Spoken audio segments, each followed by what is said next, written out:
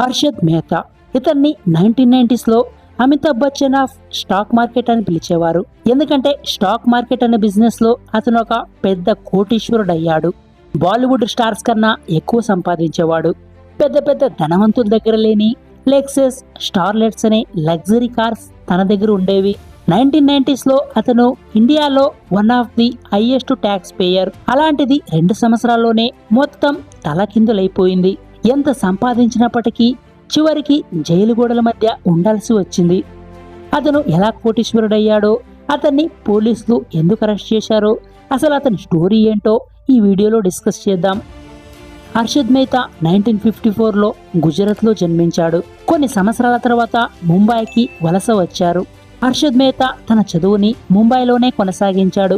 1976లో BCom complete చేసుకున్నాడు. చదువు అవ్వగానే 4 years పాటు బట్టల షాప్లో, సిమెంట్ షాప్లో, జ్యువెలరీ షాప్లో, అలాగే ఇన్సూరెన్స్ కంపెనీలో ఒక సేల్స్ పర్సన్గా వర్క్ చేశాడు. అతనికి న్యూస్ పేపర్ చదివే అలవాటు ఉండేది. రీసెంట్గా వచ్చిన లక్కీ భాస్కర్ అనే మూవీ ఎంతమంది చూశారు? చూసుంటే ఈ లక్కీ భాస్కర్కి హర్షద్ మెహతాకి ఉన్న లింక్ ఏంటో మీకు అర్థమయ్యే ఉంటుంది. ఈ బ్యాంకింగ్ సిస్టంలో లూప్ హోల్స్ను వాడుకొని పెద్ద స్కామే చేశారు. చూడకపోతే స్కామ్ 1992, ఈ lucky Bhaskar must watchable movies. In fact lucky Bhaskar తన తెలివితో ముందే ఈ స్కామ్ నుండి బయటపడిపోతాడు. కానీ హర్షద్ మెహతా ఇంకా సంపాదించాలనే గ్రీడినెస్ వల్ల ఇరుక్కుపోతాడు. మెయిన్ స్టోరీలోకి వస్తే హర్షద్ మెహతాకు న్యూస్ పేపర్ చదివే అలవాటు ఉండేది. రోజు న్యూస్ పేపర్లో స్టాక్ మార్కెట్ గురించి చదివేవాడు. చాలామంది ఈ స్టాక్ మార్కెట్ బిజినెస్లో కోటీశ్వరులు అవుతున్నారని తెలుసుకున్నాడు. అలా కోటీశ్వరులైన వాళ్ళ బయోగ్రఫీ బుక్స్ని కొని చదివేవాడు. ఈ 4 yearsలో ఈ స్టాక్ మార్కెట్ గురించి బాగా తెలుసుకున్నాడు. 1980లో ఒక బ్రోకరేజ్ కంపెనీలో క్లర్క్గా జాయిన్ అయ్యాడు. ఈ బ్రోకరేజ్ కంపెనీస్ అంటే ఏంటో తెలుసా? ఏ స్టాక్లో ఇన్వెస్ట్ చేస్తే బాగా లాభాలు వస్తాయి అనే విషయం గురించి కస్టమర్స్లకి అడ్వైజ్ ఇస్తాయి. అలా అడ్వైజ్ ఇచ్చినందుకు గాను కొంత మనీని చార్జ్ చేస్తాయి. ఈ బ్రోకరేజ్ కంపెనీస్ చేసే ఇంకొక పని ఏంటంటే, ఈ ఫ్లిప్కార్ట్ ఎలాగైతే బయ్యర్స్కి సెల్లర్స్కి మధ్య ఒక ప్లాట్ఫామ్ లాగా పనిచేస్తుందో, అలాగే స్టాక్ బయ్యర్స్కి సెల్లర్స్కి మధ్య ఈ బ్రోకరేజ్ కంపెనీస్ ఒక ప్లాట్ఫామ్ లాగా పనిచేస్తాయి. హర్షద్ మెహతా 4 సంవత్సరాలు అదే కంపెనీలో జాబ్ చేశాడు. జాబ్ చేస్తూనే ఒకప్పుడు న్యూస్ పేపర్తో తెలుసుకున్న నాలెడ్జ్తో స్టాక్స్లో ఇన్వెస్ట్ చేయడం స్టార్ట్ చేశాడు. ఏ స్టాక్స్లో ఇన్వెస్ట్ చేయాలో అనే దాని గురించి తన ఫ్రెండ్స్కి అడ్వైస్ కూడా ఇస్తూ ఉండేవాడు. అతని అడ్వైస్ వల్ల ఫ్రెండ్స్కి లాభాలు వస్తూ ఉండేవి. అప్పుడు ఫ్రెండ్స్ హర్షద్ మెహతాని ప్రశంసించేవారు. ఈ 4 సంవత్సరాలు స్టాక్ మార్కెట్లో ఇన్వెస్ట్ చేయడం ద్వారా అతను చాలా డబ్బులు సంపాదించాడు.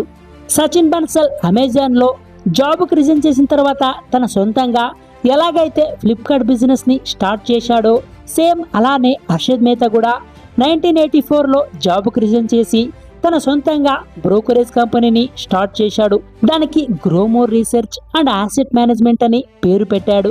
కస్టమర్స్లకి సర్వీసెస్ ప్రొవైడ్ చేసినందుకు గాను కంపెనీకి రెవెన్యూ బాగా రావడం మొదలైంది.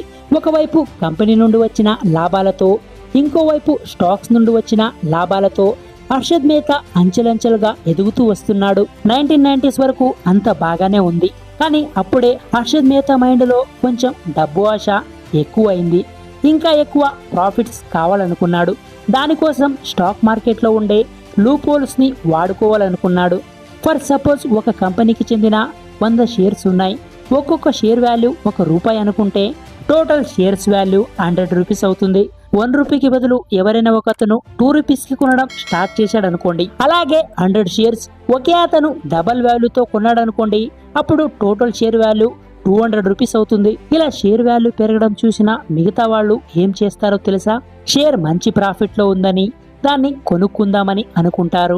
ఒక్కసారిగా అందరూ ఆ కంపెనీ షేర్స్ కొనడానికి క్యూలో నించుంటారు. 2 రూపీస్కి కొన్న అతను ఇప్పుడు క్యూలో నించున్న వాళ్ళకి ఒక్కొక్క షేర్ వాల్యూ 3 రూపీస్కి అమ్ముకుంటాడు. దానివల్ల అతనికి 100 రూపీస్ లాభం వస్తుంది. 3 రూపీస్కి కొన్న వాళ్ళు నెక్స్ట్ టైం 4 రూపీస్కి అమ్మాలనే ఆలోచనతో అలాగే వెయిట్ చేస్తూ ఉంటారు. అప్పుడు మళ్ళీ అతనే వచ్చి 4 రూపీస్కి కొంటాడు. షేర్ వాల్యూ పెరుగుతుంది కదని చెప్పేసి వేరే వాళ్ళు కొనడానికి వచ్చి క్యూలో నించుంటారు. ఇప్పుడు ఇతను ఈసారి 5 రూపీస్కి అమ్ముకుంటాడు. ఈ ట్రిక్ బయటపడనంత వరకు ఈ చైన్ ఇలా కొనసాగుతూనే ఉంటుంది. లాభాలు వస్తూనే ఉంటాయి. దీన్నే స్టాక్ మార్కెట్ మ్యానిపులేషన్ అంటారు. ఈ లూప్ హోల్స్ ని హర్షద్ మెహతా యూజ్ చేసుకోవాలనుకున్నాడు, కానీ దానికి చాలా డబ్బులు కావాలి. అంత డబ్బులు అతని దగ్గర లేవు. సో ఇప్పుడు చాలా జాగ్రత్తగా వినండి. ఇప్పుడు డబ్బుల కోసం అతను బ్యాంకింగ్ సిస్టంలో ఉన్న లూప్ హోల్స్ ని ఉపయోగించుకోవాలనుకున్నాడు.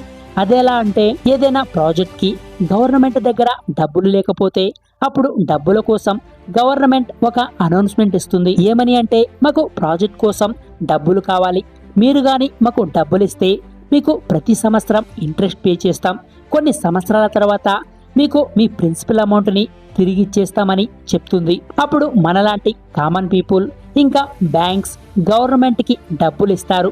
డబ్బులు ఇచ్చినందుకు గాను గవర్నమెంట్ ఇన్వెస్టర్స్కి బాండ్ ఇష్యూ చేస్తుంది. ఆ బాండ్స్నే గవర్నమెంట్ సెక్యూరిటీస్ అని లేదా గవర్నమెంట్ బాండ్స్ అని అంటారు. 1990s ఏదైనా బ్యాంక్కి సడన్గా డబ్బులు అవసరం వస్తే ఆ బ్యాంక్ దగ్గర ఉన్న ఆ గవర్నమెంట్ బాండ్స్ని షూరిటీగా పెట్టి వేరే బ్యాంక్ దగ్గర లోన్ తీసుకుంటుంది. కొన్ని రోజుల తర్వాత ఆ అప్పు తీసుకున్న బ్యాంక్ దగ్గర principal amount plus interest pay చేసి షూరిటీగా పెట్టిన ఆ బాండ్స్ని విడిపించుకుంటుంది. ఇంకా బాగా అర్థమయ్యేలా చెప్పాలంటే, మనకి ఎప్పుడైనా డబ్బులు అవసరం వచ్చినప్పుడు బంగారాన్ని షూరిటీగా పెట్టి బ్యాంకులో ఎలా లోన్ తీసుకుంటామో అలానే గవర్నమెంట్ బాండ్ని షూరిటీగా పెట్టి ఒక బ్యాంక్ ఇంకో బ్యాంక్ దగ్గర లోన్ తీసుకుంటుంది. దీన్నే రెడీ ఫార్వర్డ్ డీల్ అంటారు.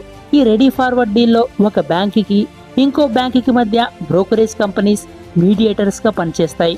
బ్రోకర్స్ పని ఏంటంటే, లోన్స్ కావాలనుకున్న బ్యాంక్స్ కి లోన్ ఇచ్చే బ్యాంక్స్ ని చూసి పెట్టడం. ప్రస్తుతం 2 బ్యాంక్స్ మధ్య బ్రోకర్ హర్షద్ మెహతా. ఈ రెడీ ఫార్వర్డ్ డీల్లో కొన్ని లూప్ హోల్స్ ఉన్నాయి. వాటిని యూజ్ చేసి హర్షద్ మెహతా స్కామ్ చేశాడు. అది ఎలా అనేది ఒక ఎగ్జాంపుల్ తో చూద్దాం. ఇది చాలా ఇంపార్టెంట్, చాలా జాగ్రత్తగా వినండి. ఫర్ సపోజ్ ఏబిసిడి అని 4 బ్యాంక్స్ ఉన్నాయి. బ్యాంక్ ఏకి డబ్బులు అవసరం వచ్చింది. అప్పుడు ఆ బ్యాంక్ హర్షద్ మెహతా దగ్గరకు వెళ్ళి, మాకు లోన్ కావాలి, గవర్నమెంట్ బాండ్స్ని షూరిటీగా పెడతాము, లోన్ ఇచ్చేవాళ్ళు ఉంటే చూడని చెప్తుంది. అప్పుడు హర్షద్ మెహతా, నాకు కొంచెం టైం ఇవ్వండి, వెతికి పెడతాను అని చెప్తాడు. అలానే బ్యాంక్ బి అప్రోచ్ అవుతుంది. ఏమని అంటే, మేము లోన్ ఇస్తాం, ఎవరైనా లోన్ తీసుకునే వాళ్ళు ఉంటే వెతికి పెట్టని అడుగుతుంది. అప్పుడు హర్షద్ మెహతా బ్యాంక్ బి దగ్గర లోన్ అమౌంట్ని చెక్స్గా తీసుకొని నాకు కొంచెం టైం ఇవ్వండి, బాండ్స్ని తెచ్చిస్తానని చెప్తాడు. ఆర్బీఐ రూల్ ప్రకారం బాండ్స్ని షూరిటీగా పెట్టుకొని లోన్ అమౌంట్ చెక్స్ని వేరే బ్యాంక్ పేరు మీద ఇష్యూ చేయాలే తప్ప బ్రోకర్ పేరు మీద ఇష్యూ చేయరాదు. కానీ హర్షద్ మెహతాకి అప్పట్లో మంచి పేరుండడం వల్ల బ్యాంక్ బి అనేది లోన్ అమౌంట్ని చెక్స్ గా అతని పేరు మీదే ఇష్యూ చేసేది. బాండ్స్ ని షూరిటీగా పెట్టడం అంటే డైరెక్ట్ గా బాండ్స్ పేపర్ ని లోన్ ఇచ్చే బ్యాంక్ కి ఇవ్వరు. బాండ్స్ ని షూరిటీగా పెడుతున్నట్టు లోన్ తీసుకున్న బ్యాంక్ లోన్ ఇచ్చే బ్యాంక్ కి ఒక రిసిప్ట్ ఇస్తుంది. అదే బ్యాంక్ రిసిప్ట్, బిఆర్ అని అంటారు.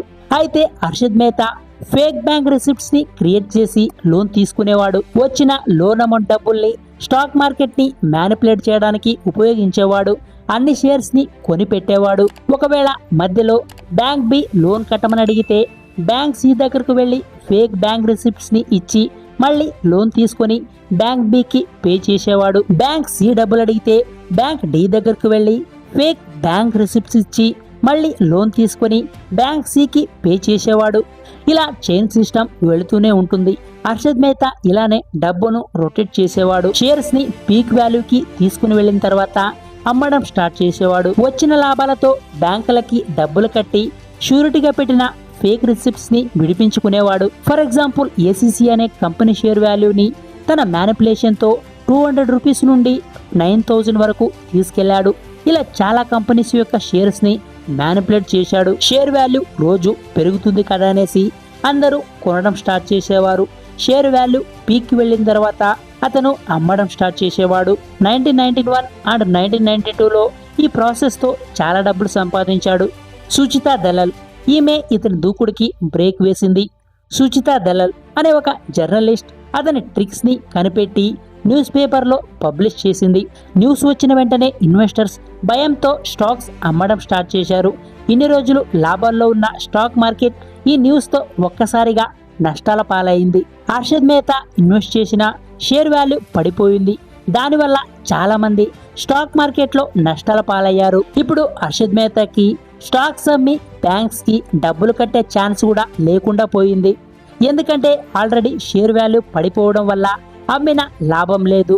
బ్యాంక్స్ కూడా తెలిసింది వాళ్ళ దగ్గర ఉన్న రెసిప్ట్స్ ఫేక్ అని, అసలు వాటికి వాల్యూవే లేదని. హర్షద్ మెహతా మీద కేసు రిజిస్టర్ అయ్యింది.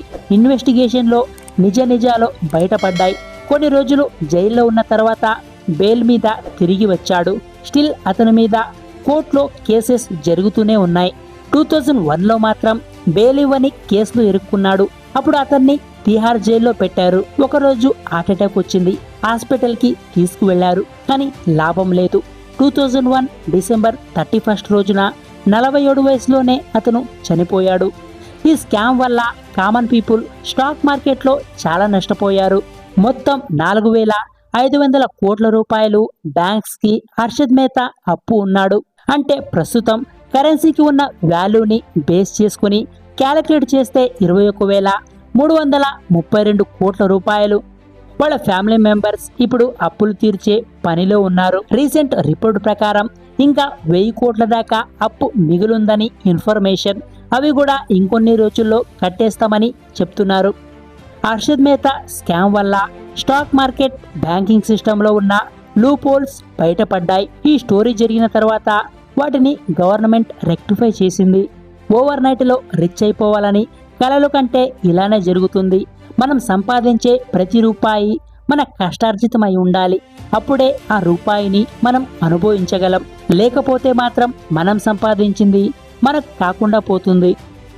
వీడియో నచ్చితే మేము పెడుతున్న ఈ ఎఫర్ట్కి ఒక లైక్ చేయండి. అలాగే వీడియోని మీ ఫ్రెండ్స్ అండ్ ఫ్యామిలీతో షేర్ చేయండి. ఇంకా మా ఛానల్ని సబ్స్క్రైబ్ చేసుకోకపోతే సబ్స్క్రైబ్ చేసుకొని పక్కనే ఉన్న బెల్ ఐకాన్ని యాక్టివేట్ చేసుకోండి. మేము పెట్టే వీడియోస్ మీ దాకా వస్తాయి. Thanks for watching our videos. జై హింద్.